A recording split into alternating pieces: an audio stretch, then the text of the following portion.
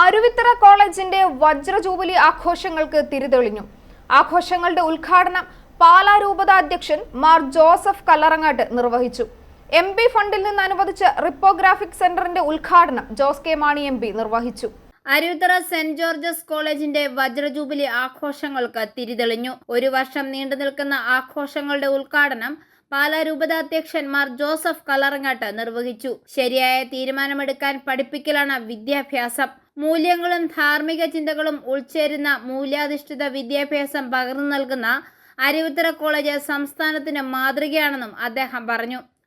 Antony MP മുഖ്യ പ്രഭാഷണം നടത്തി. ചടങ്ങിൽ MP ഫണ്ടിൽ നിന്നും അനുവദിച്ച റിപ്പോഗ്രാഫിക് സെന്ററിന്റെ ഉദ്ഘാടനം ജോസ് കെ മാണി MP നിർവഹിച്ചു. College manager reverend father Sebastian Vettukallil അധ്യക്ഷത വഹിച്ച ചടങ്ങിൽ മുൻ MLA PC George, Erattupetta municipal chairperson Suhara Abdul Khader, college principal professor doctor CB Joseph, college bursar reverend father Biju Kunnakkattu, vice principal Jilu Annie John, college മുൻ പ്രിൻസിപ്പൽ ഡോക്ടർ റെജി വർഗീസ് തുടങ്ങി നിരവധി പേർ സംസാരിച്ചു. വജ്ര ജൂബിലി ആഘോഷത്തിനോടനുബന്ധിച്ച് 60 കർമ്മ പരിപാടികൾക്കാണ് കോളേജ് തുടക്കം കുറിച്ചത്.